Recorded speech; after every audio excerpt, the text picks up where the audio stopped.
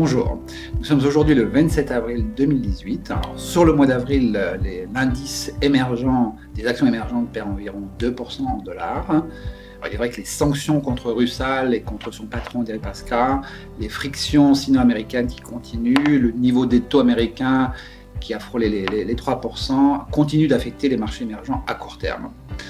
Ces incertitudes devraient continuer malheureusement d'affecter les marchés dans les semaines qui viennent. Donc un peu de prudence à court terme, à horizon 1 an, quel est votre scénario ?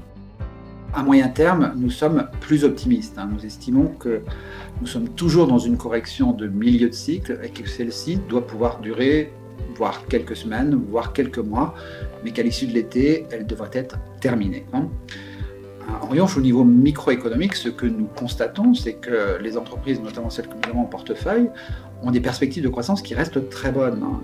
Pour le portefeuille GEM Equity, la croissance agrégée des bénéfices est de l'ordre de 22% pour cette année, ce qui reste un chiffre quand même relativement élevé. Alors effectivement, la valorisation de ce portefeuille est plus élevée que le marché en général, mais quand même, au vu de la croissance, ça nous paraît tout à fait justifié.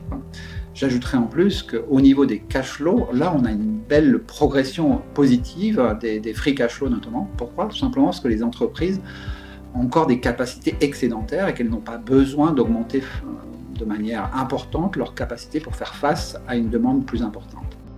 Votre classement reste très satisfaisant, premier décile sur 1, 3 et 5 ans. Néanmoins, le fonds GEM Equity sous-performe l'indice émergent depuis le début de l'année. Quelles en sont les raisons ?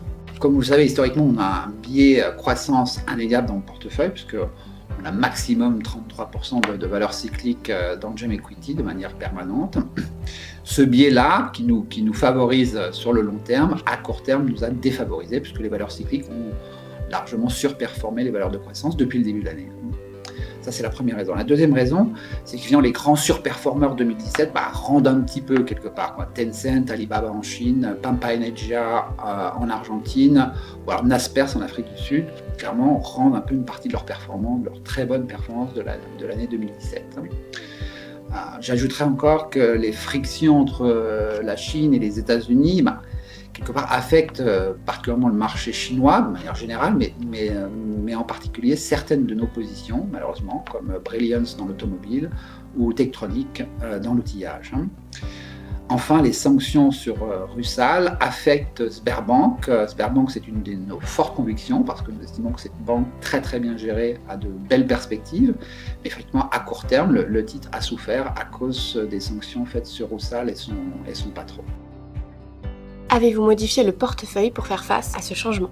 Alors, nous avons modifié légèrement le portefeuille depuis le début de l'année pour le rendre un peu plus cyclique.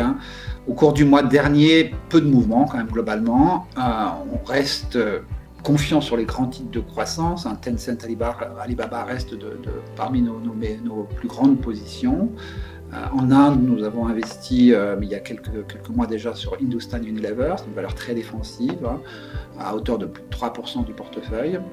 Sur la Russie, en dépit des incertitudes de court terme, nous restons confiants et donc nous avons toujours environ 7% du portefeuille investi sur ce marché. Et enfin, dans la technologie, nous sommes quand même relativement plus prudents sur la chaîne Apple. De fait, nous avons réduit notre position sur TSMC. En revanche, nous restons plutôt positifs sur Samsung Electronics, sur la chaîne coréenne, avec Samsung Electronics et Hynix.